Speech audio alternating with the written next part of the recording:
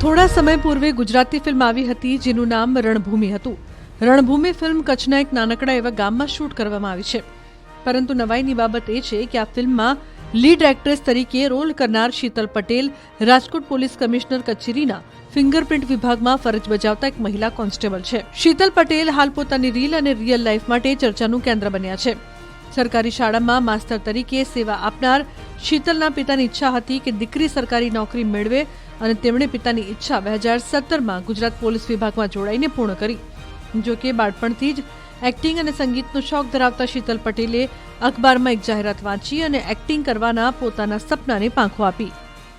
રાજકોટ શહેર police કમિશનરના fingerprint વિભાગમાં શીતલ પટેલ નામની એક મહિલા કોન્સ્ટેબલ હાલ અત્યારે ફરજ બજાવી રહી છે. આ મહિલા કોન્સ્ટેબલ છે તે પોતાની રીલ અને રિયલ લાઈફના કારણે હાલ અત્યારે ચર્ચામાં પણ આવી છે. ત્યારે આપણે સીધી વાત તેમની સાથે કરીશું. બેન, શું કહેશો? ખાસ કરીને ડિસિપ્લિનરી ફોર્સની અંદર આવવાનો નિર્ણય કોનો હતો? કઈ રીતે આવ્યા છો ને કેટલા વર્ષથી તમે ફરજ બજાવો છો?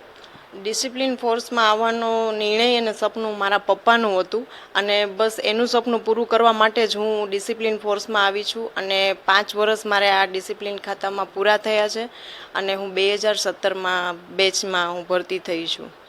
થોડા સમય પૂર્વે જ આપનું એક મૂવી આવ્યું હતું રણભૂમિ કરીને, તો આ મૂવીની અંદર એક્ટિંગ કરવાનો વિચાર કેવી રીતે આવ્યો, તેના માટે કઈ કઈ પ્રોસેસમાંથી આપણે પસાર થવું પડ્યું, શું કહેશો?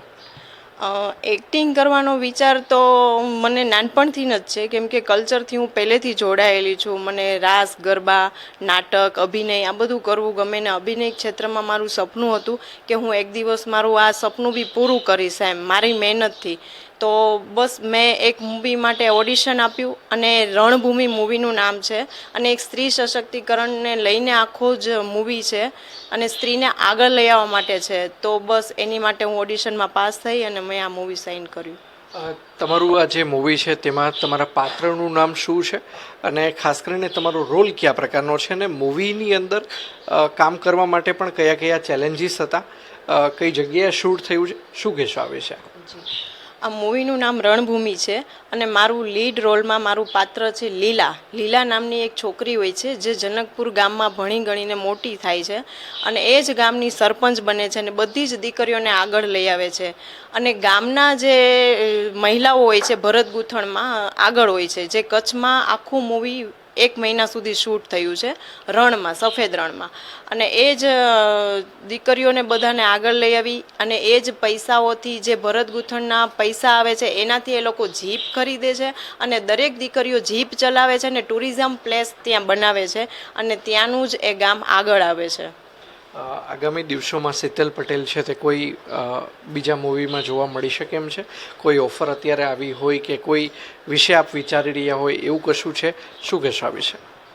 જી, મેં આ સ્ત્રી સશક્તિકરણનું મૂવી કર્યા બાદ મને ઘણી બધી ઓફરો આવી છે, પણ મારું સપનું છે કે હું મારું ગુજરાતી કલ્ચર નહીં મૂકું અને મને જો સારી વાર્તાઓ મળશે, સારી સ્ટોરી લઈને કોઈ આવશે તો હું જરૂર કરીશ કે જે લોકો ફેમિલી સાથે પિક્ચર જોઈ શકે અને એમાં કોઈ એવી વસ્તુ ન હોય કે આપણે બાળકો કે ફેમિલી સાથે ન જોઈ શકે, તો હું બસ એવા મૂવી જરૂર કરીશ.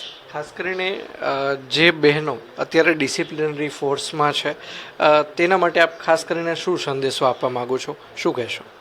જી, ખાસ કરીને મારી ડિસિપ્લિન મહિલાઓને હું એટલું જ કહીશ કે દરેકના એક અલગ સપના હોય છે. બધા જ ગવર્મેન્ટ નોકરી કરે એવું જરૂરી નથી હોતું, પણ ગવર્મેન્ટમાં તમે છો પણ છતાં બી તમારા એવા સપના હોય છે કે અધૂરા રહી ગયા છે.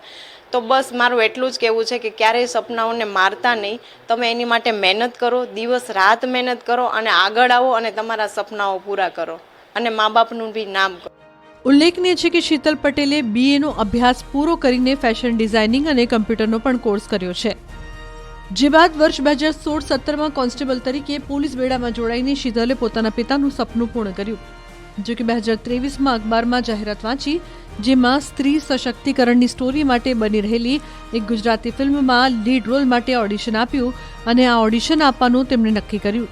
ઓડિશન આપવા માટે શીતલ પટેલે સૌથી પહેલા આ વાત તેમના માતા પિતાને કરી અને ઓડિશન આપ્યું.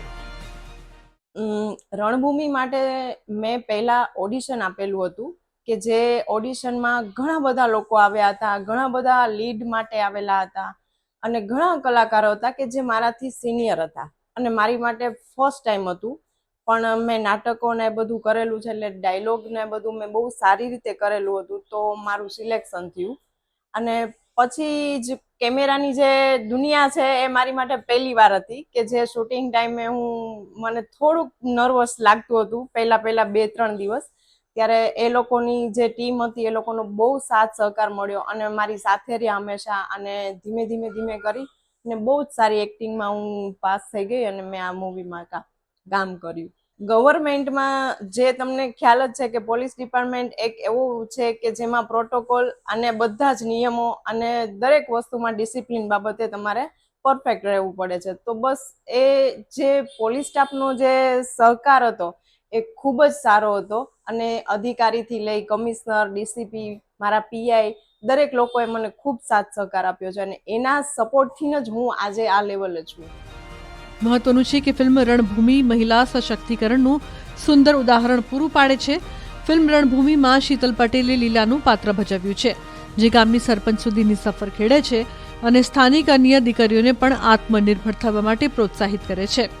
શીતલ પટેલની આ સફળતાની ખુશી વ્યક્ત કરતા તેમના પિતા જણાવે છે કે મારું સપનું એવું હતું કે મારી દીકરી કે ગવર્મેન્ટ જોબ કરે, અને દીકરીએ એ પણ કરી, ગવર્મેન્ટ જોબ પણ લીધો, અને સાથે સાથે છે ને એનું સપનું જે હતું ફિલ્મ દુનિયાની અંદર જાઓ, સંગીત એનામાં ભર્યું જ નાનપણથી જ, એટલે એને એ પૂરું કર્યું, પોતાનું સપનું પૂરું કર્યું, મારું પણ સપનું એને પૂરું કર્યું. કેવું લાગે છે? મને એમ સારું લાગે છે, કારણ કે 2 સપનું એને પૂરા કર્યા છે, અને મેં એને પણ પૂરેપૂરો સપોર્ટ કર્યો છે કે તું તારી દુનિયામાં જાવ તો આગળ, તો તું તારી રીતે તારા હાથ પર ઊભી રહે, મહેનત કરીને તું પ્રગતિ કર, એવું મેં એને સાથ સહકાર આપેલો છે. હું અન્ય પિતાઓને કહું છું કે આપણી દીકરીમાં જે કંઈ કાબિલિયત છે, જે એનાની અંદર કંઈ કહેવાય ને કે એનામાં કંઈ જે શક્તિ છે, કે કંઈ સંગીતમાં હોય, ચિત્રકાર હોય, કે કોઈ પણ સ્ટેજમાં સારું પરફોર્મન્સ કરી શકે ને, તો એને વિકાસ કરવો જોઈએ, એને જવા દઈએ, રોકવી ન જોઈએ, એને ટોકવી પણ ન જોઈએ, પ્રગતિ કરવા જોઈએ. હું તો સમાજને પણ એ ચેંધું છું કે દીકરીને પોલીસમાં એને ખાસ મોકલો, લશ્કર દળમાં ભરતી થાય ત્યાંય પણ મોકલો, એમ છે કે પોતાનું આત્મરક્ષણ કરી શકે દીકરી, એમ અને પોતે આમ લડાયક આમ વૃત્તિની બનવી જોઈએ, એમ નિડરતા એને હોવી જોઈએ, આઝાદી એને આપવી જોઈએ, એમ માત્ર ઘર પૂરતી જ એને સીમિત ન રાખશો.